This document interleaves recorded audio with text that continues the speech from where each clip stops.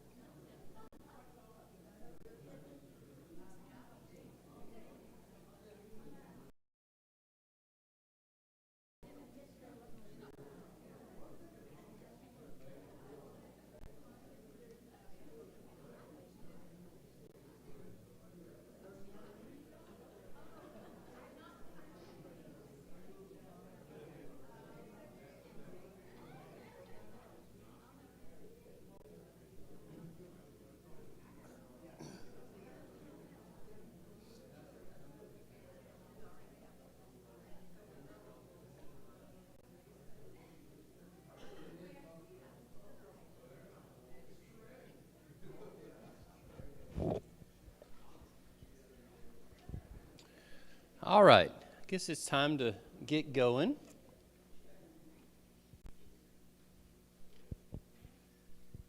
It's good to see everybody this morning. Everybody have a good week. What do you think about it actually feeling like fall? Oh, is that not a huge relief? Mike's not even sweating this morning. He usually comes in sweating, and he's not. And you look great, Mike. Glad you're here. So, anyway, yeah, Beth and I, we just spent a week in Colorado up with the aspens, and it was just gorgeous. The colors were perfect. We got lucky and really hit it right. And so we did a ton of hiking and some fly fishing and all those kind of cool things. But most of all, spent some good time with our kids. And when you don't see them all that often, that's the best part is that. So it's really But it was a great vacation, and we really enjoyed it. But, as always, we miss y'all. Looking real forward for Logan to preach this morning. I know his message will be great. That's today, yeah? Yeah, yeah, yeah, yeah. He may be the prettiest preacher we've ever had. Good-looking man. All right. So we're going to start a new series this morning. I don't know exactly how long it's going to go. But actually, Danielle requested that we have this class, and she's not here. Where is she? She is coming, right? No, she's really not. Oh, okay. Well, if you're watching, Danielle, I'm sorry you're sick.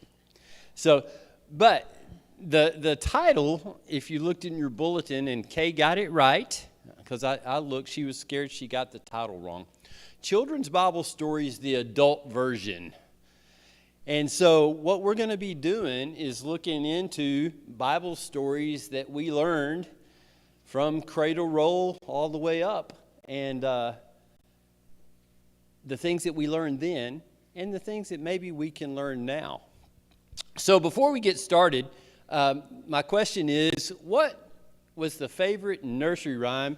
Looks like a lot of you, most everybody in here has got children. What was your favorite nursery rhyme that you recited to your children? Or lullaby. It could be a lullaby.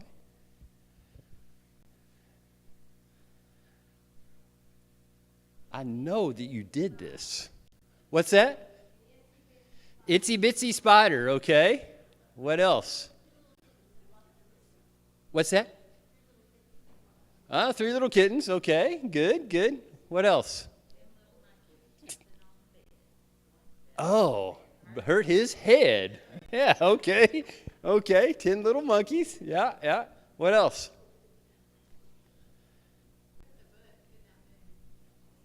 Yeah, that's not one of them I'm going to talk about.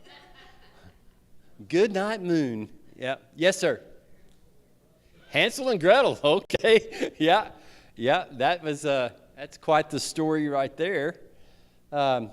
So, it doesn't take too long. You get home with your newborn, and they're crying at night, and you start this number, right? You learn how to do that really fast. Right. And then you, rock-a-bye, baby, on the treetop, right? I mean, everybody sang that song. I know you did. Consciously or subconsciously, you sang that song. But do you know what those nursery rhymes actually mean and where their origins came from? Some of them are pretty scary. Pretty scary. When you look at the famous authors of different nursery rhymes and lullabies, it's a pretty scary thing. And we just sing those out, and we don't think anything about it at all. Most of them originated in the 17 and 1800s is where most of them came from. So I just thought we would start off and talk about just a couple of those, some things that might surprise you. And there's still things I think that we teach sometimes in school. 3 blind mice. 3 blind mice, 3 blind mice, see how they run, see how they run. Right? What's that? It does have a bad ending. It does. So that one dates all the way back to 1609. It points to the first clue that this nursery rhyme isn't actually about 3 blind mice.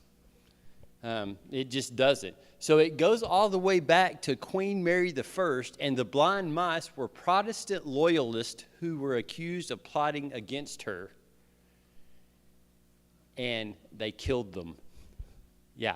So that's what that nursery rhyme is about. There's just so many. I'm just going to go through a few. Ring Around the Rosie. Anybody know what that one's about? What's that? Yep. Yep. It was about, oh shoot, I just lost my place here because there's so many of them. Internet's slow.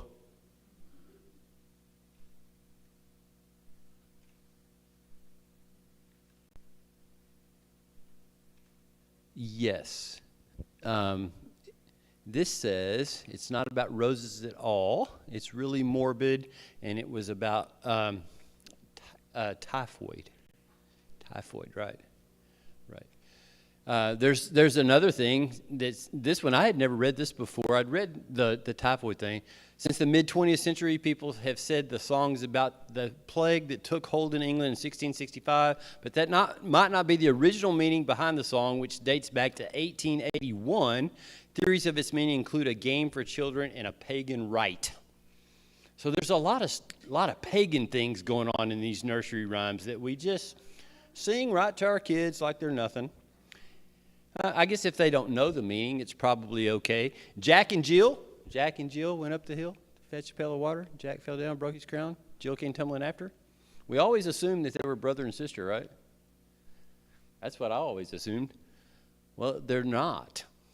They were married, and they were lovers, and Jill had cheated on Jack, and she tumbled down the hill. Yeah. What's that? I'm not sure. In the rhyme, he goes first, so I don't know. But yeah, that's apparently that's what that one's about. So I think my point is this, is that we teach our children things, and we talk about things that sometimes we don't have the full story. We don't have the full meaning. Well, I think sometimes we do the same thing with Bible. Hey, Austin, I didn't see you creep in here. I should have. So how's it going? Doing okay? Yeah, for sure. I'm glad you're here. So I think we sometimes do the same thing with our Bible, and not so much for the children. I think the way we teach our children is good. We kind of leave out some of the gruesome details of some of them, the in-depth part of it. I think it's important that we do the message. But as we grow up, we should realize that these Bible stories that we teach in elementary school and before, there's a lot more to them.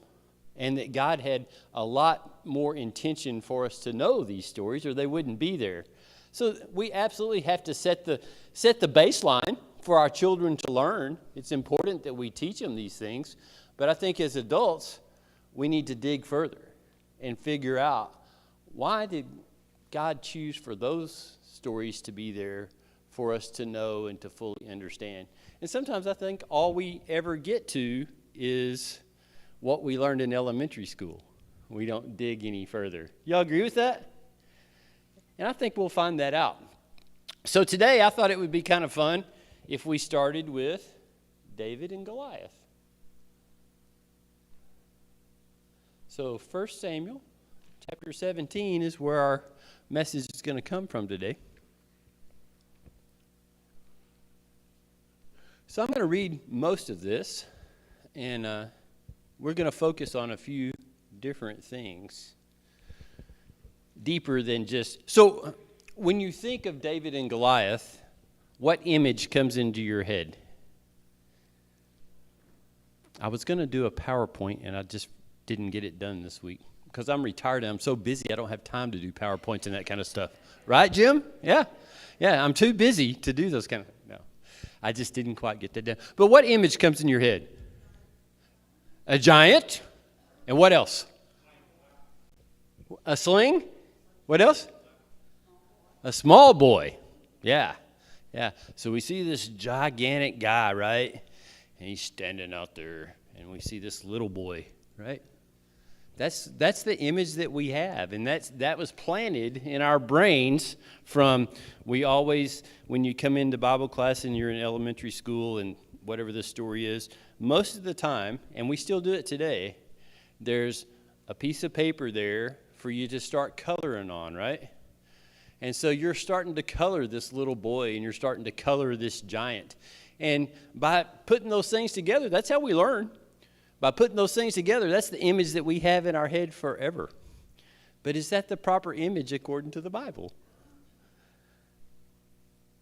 The little man defeating the big man, absolutely. That's an image that's okay. But I think there's more to the story. So let's just read. Now the Philistines gathered their forces for war and assembled at Socoh in Judah. They pitched camp at Ephes Dammim between Socoh and Azekah. Saul and the Israelites assembled and camped in the valley of Elah and drew up their battle line to meet the Philistines.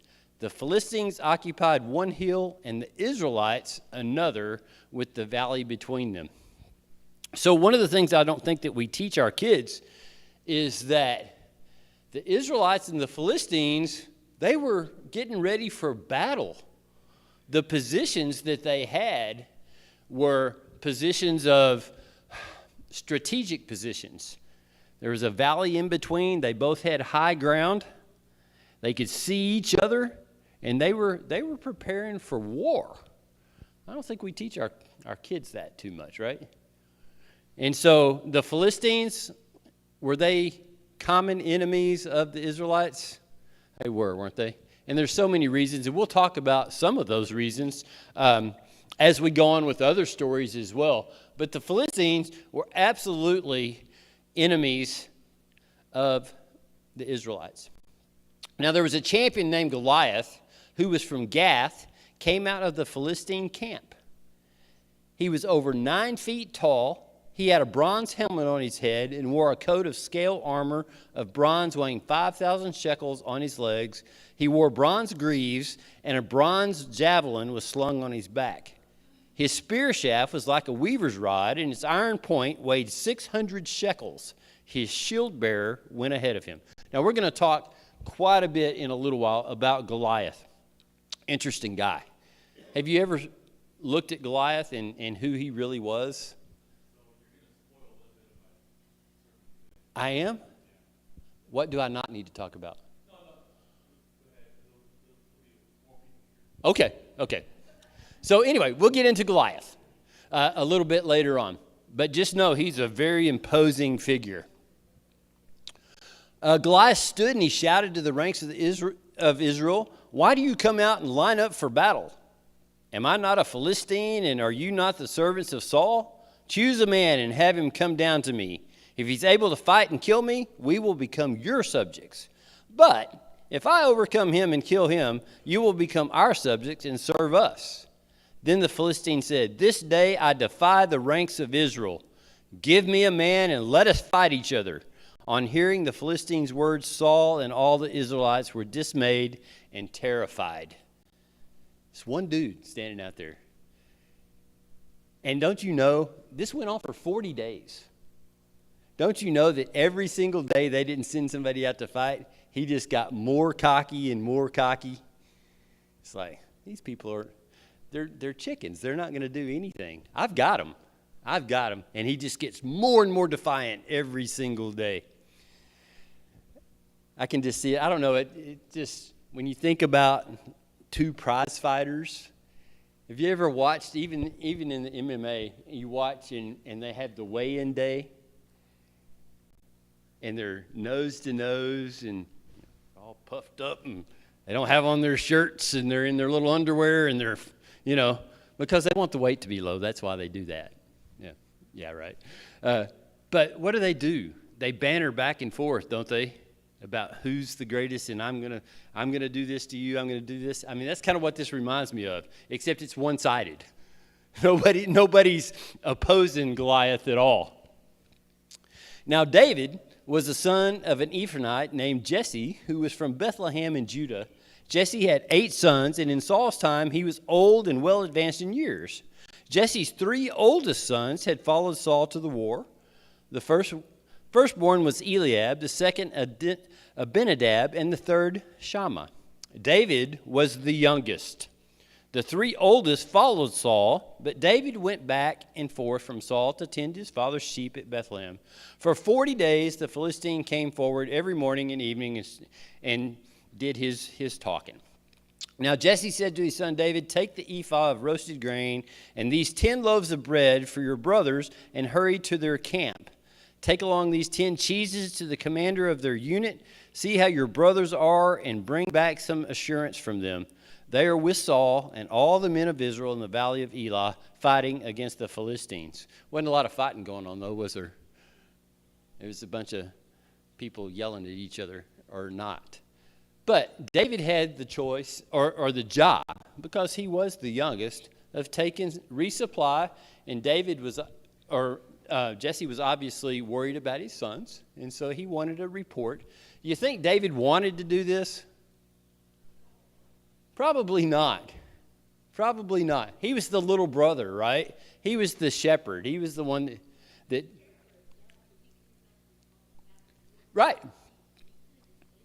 He could have, but he didn't, did he? He didn't. He did what his dad said. So that's good. That tells us a little bit about his character. Yes, ma'am. So, David was probably a teenager. So, well,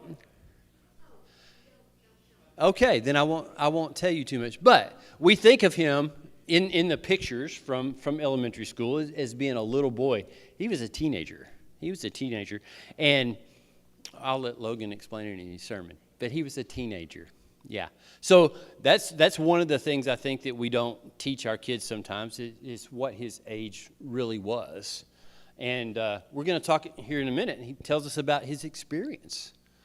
And so that's important to understand too. So David did what he was told by Jesse. Early in the morning, David left the flock with the shepherd, loaded up and set out as Jesse had directed, reached the camp, and the army was going out to its battle position, shouting the war cry. Israel and the Philistines were drawing up their lines facing each other. David left his things with the keeper of supplies, ran to the battle lines, and greeted his brothers. Boy, don't you know they were happy to see little brother. Yeah, with food. I don't think they were too happy to see him because he was spoiled and they knew it. What's that? Yeah, you would think.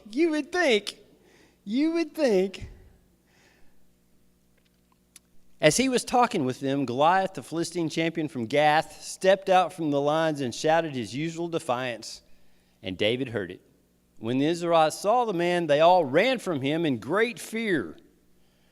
So David's just getting to camp. He's bringing food. He's thinking, man, this is going to be a fun battle to watch. Maybe I'll get to participate. But no. Goliath comes out and starts challenging them, and what do? They run. Now the Israelites had been saying, do you see how this man keeps coming out? He comes out to defy Israel. The king will give great wealth to the man who kills him. He will also give him his daughter in marriage and will exempt his father's family from taxes in Israel. Wow, I would think that would be quite an incentive. But nobody took him up on that. So you don't have to, just think if it was today. You don't have to pay taxes anymore. That would be something maybe to take a risk for right there. He was going to get a wife, whoever did that. And what else? He will give him his daughter in marriage, will exempt his father's family from taxes. Yeah, and great wealth. So that's some pretty good incentive there. And Saul had the ability to pay it. David asked the men standing near him, what will be done for the man who kills this Philistine and removes this disgrace from Israel? Who is this uncircumcised Philistine that he should defy the armies of the living God? They repeated to him what they had been saying and told him, this is what will be done for the man who kills him. We just read that. When Eliab, David's oldest, I love this part. When Eliab, David's oldest brother, heard him speaking with the men, he burned with anger at him and asked, why have you come down here? Little brotherly love going on in there. And with whom did you leave those few sheep in the desert? So you're out here, you're not doing your job.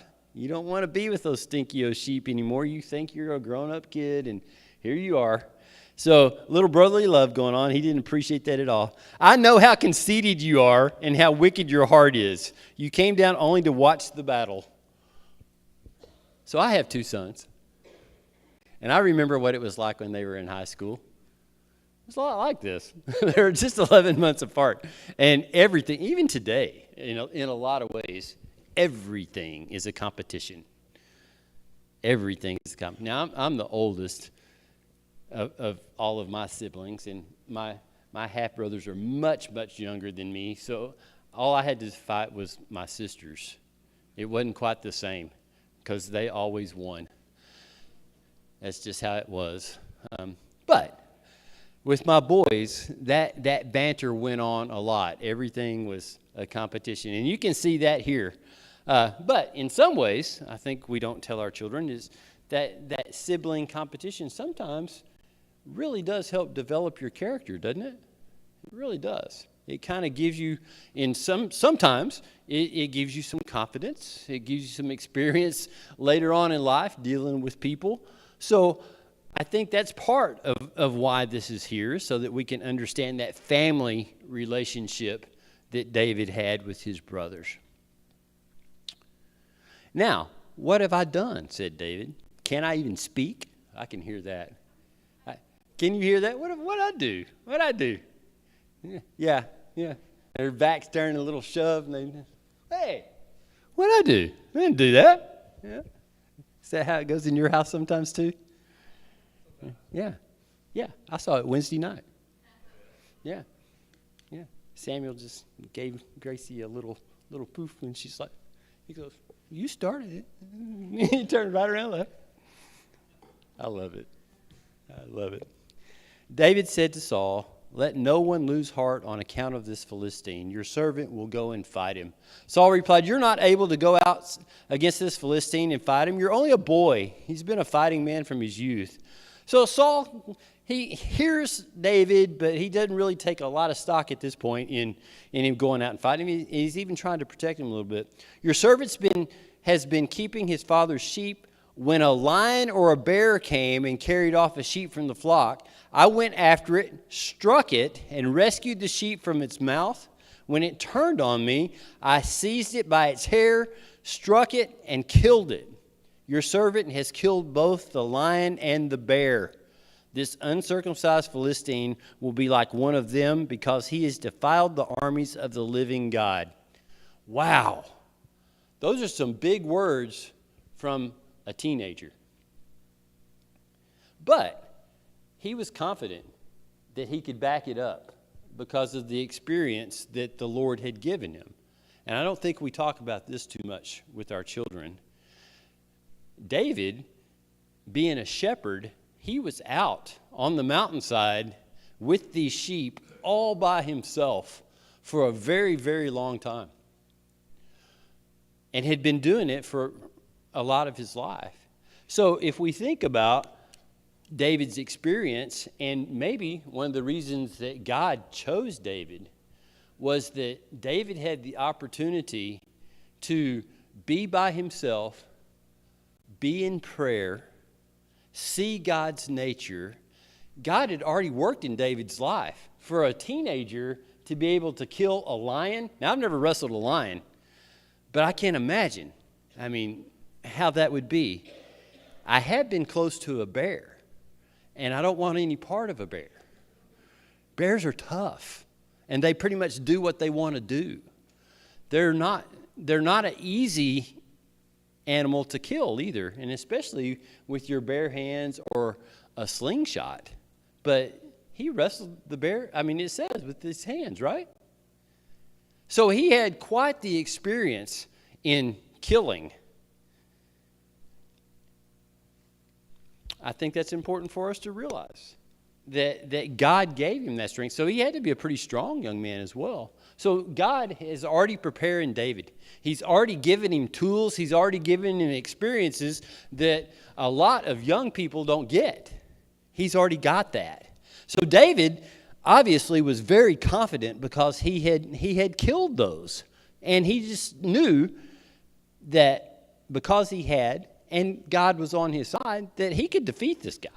He had no doubts in his mind from reading the text that he could win. The Lord who delivered me from the paw of the lion and the paw of the bear will deliver me from the hand of this Philistine. I think that says so much to us that at this young age, he already knew and realized that God was powerful and God would take care of him because he had already delivered him from these tough things. So I don't think we think about that too much, but at this point, Samuel had already anointed David. God had been preparing David to be king from a very young age. So I think that's something that at some point when we're teaching our kids and we're getting more in depth is for them to understand that God is preparing them right now. He's not waiting to prepare them to be his servant until they're baptized, until they're later on in life, until their job is good and they're established. He is developing them to be servants now. And I firmly believe that, and there's too many examples in the Bible. He's not waiting to develop us. Y'all agree with that? I think it's important that we let our kids know that too, and that's a part of this story that I hope that we go ahead and teach them at some point, is that we don't have to wait. God is preparing now. He had prepared David. So Saul, he said, go and the Lord will be with you. He gave him his blessing to go fight Goliath. He tried to dress him up in his armor. And David said, no, I can't move in this stuff. I appreciate your wanting to protect me, but this doesn't work. Now, we got to remember, too, that the armor didn't fit for a couple of reasons. One, David was a young man, but Saul, he was what? He was tall. And he was really the one in the entire Israelite army that was probably best prepared to go and fight Goliath because he was a head taller. Now, Israelite men, and this is, I don't know if you'll talk about this, Mr. History, but you probably will. They're about their size? Okay. They weren't very big. I'll just put it that way. Their average height was about 5'6" of an Israelite man at this time, according to, I don't know where how they get all those measurements and everything, but that's not very tall. I'm right at 5'10", and so Bethany's height, she's 5'5", so that kind of puts it in perspective. Goliath was 9 feet, 9 feet 6 inches, according to. It just depends on which translation you use. Some I read said that he could have been as small as 6'6", depending on what your measurement of a cubit was. But I think he could have been anywhere, according to some. A cubit was like from, it's not an exact measurement, but from the wrist to your elbow. The length of your forearm was a cubit. So, it could have been 18 inches or it could have been 21. So he could have been anywhere from 9 foot tall to 11 foot tall. Now, to put that in perspective, Shaquille O'Neal is 7'1".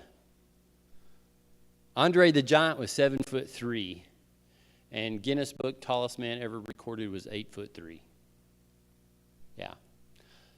So, if the measurements are true, he was the biggest man ever recorded in history, and so I think that's kind of interesting too. But anyway, David said, nope, I'm not gonna take your armor. I'm going to go and fight because God is on my side. David said to the Philistine, you come against me with sword and spear and javelin, but I come against you in the name of the Lord Almighty, the God of the armies of Israel, whom you hand you over to me, and I'll strike you down and cut off your head. Today I'll give you the carcasses of the Philistine army to the birds of the air and the beasts of the earth, and the whole world will know that there is a God in Israel. All those gathered there will know that it is not by sword or spear that the Lord saves, for the battle is the Lord's, and he will give all of you into our hands. So, what do you think Goliath's response to that was? Or can you imagine the look on his face? He's standing out there. Now, what's that? A big laugh. A big laugh. Yeah. So, let's talk a little bit about Goliath at this point. We all know that Goliath was a big man.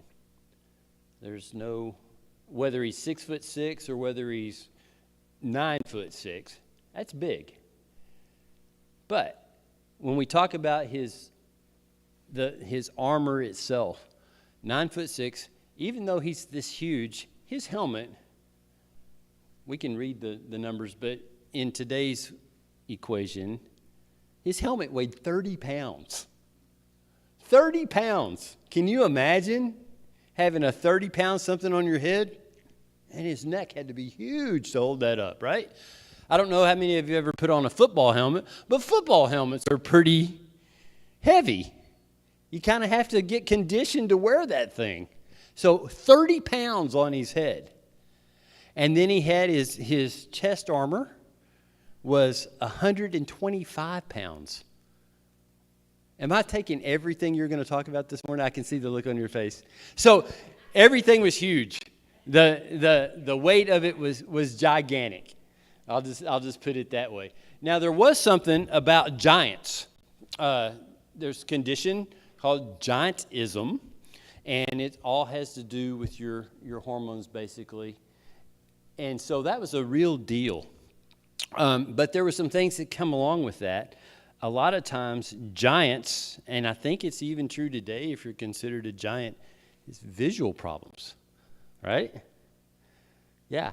So he had a sword bearer, right? A shield bearer. I said sword bearer, didn't I? A shield bearer, right. Walking out in front of him. That wasn't just to show his authority. It was probably so he could see. Or the shield bearer could warn him of incoming danger. So think about that. You've got this teenage guy. He's really can you imagine how many stones that David threw while he was out there with those sheep? Because he didn't have a lot to do other than tend the sheep. I bet you that dude was really, really accurate. And I've read if you can use a sling the way that they used a sling then, you can be accurate for up to 50 yards, at least. And the velocity that the stone comes out is equal to a .45 caliber pistol. That's a lot. That's a lot. So this giant's out here with all this armor on. I can't remember. You can talk about his greaves and how much they weighed. They were super heavy. Yeah. But they were big. They were big. The spearhead, I won't talk about that either. So anyway, his armor was, yes, much larger than usual. Much larger than usual. So anyway, he's standing out there. I mean, there's no way that he can move very, very well. And he can't see. And so David has 5 stones. And he's going to be able to whirl that thing at the velocity of a .45 caliber bullet. And then he's going to be accurate and hit him right in the head. Pretty amazing stuff, right? So I got to give David some credit because he practiced. But we also have to give God the credit because he made it happen. So what happens? Goliath falls over, and what does David do? So when did Goliath die? We don't teach our kids this. When he cut his head off. He probably didn't die. He could have, but he probably didn't die from the rock. Yeah, he died when David picked up the sword and chopped his head off. Yeah. What's that? That'll usually do it, won't it, Ron? It will. It will. Yeah, we don't teach our kids that. Now, I don't know that for a fact. I wasn't there. But regardless, if the stone killed him or if the sword killed him, God still won, didn't he? Yeah, he absolutely did. David ran and stood over him. He took hold of the Philistine's sword and drew it from the scabbard. After he killed him, he cut off his head with the sword. So, if you read it that way, after he killed him, apparently he was already dead. Right? That's what it says. So, I missed that when I was studying. After he killed him, he cut off his head with the sword. So, either way, he's dead. DRT, dead right there. No, he wasn't much of a help at all. Yeah.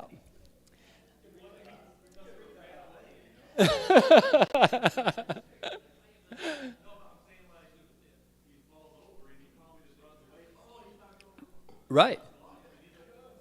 Yeah. Yeah, maybe so. Maybe so. The scene has got to be chaotic, though, right? Because they've been taunting each other for 40 days. And I would think the Philistines, with the defiance of Goliath, were pretty confident of winning. And I don't know, but soldiers like to get in a fight, don't they, Jed? They don't like to just sit around. Soldiers like to be in a fight. These guys are ready to fight. They're ready to go and kill some Israelites. Yes, sir. Other than David being able to do what we would probably call a miraculous thing like this, the second biggest thing I've seen God working in this was Saul agreeing to put him out there. An unproven, never tested his battle. Yep. The whole future of Israel depends on this one shepherd. And Saul says, yeah, go ahead and do that. Yeah. And I don't, without God pushing Saul in the right direction, that can happen. That's a great point. That is a great point. And later on, we see those conflicts between Saul and David, don't we? But, yeah. Yeah, Saul said, nobody else is going to go. But no, I agree with you. That God had a hand in that for sure, that he allowed him to do that. Yeah. So, this is a great story. And it's a great children's story, and we need to continue to teach it. But as adults, there's so much more to it than just the story that we learn.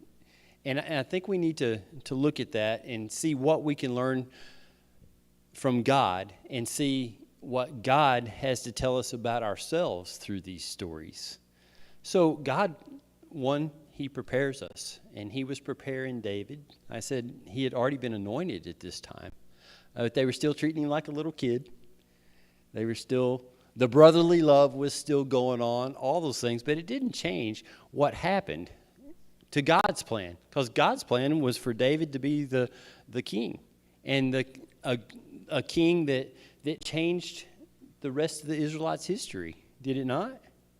He was already preparing him for that from the very beginning, and I think that's important. God's preparing our children as well, and we need to do that same thing.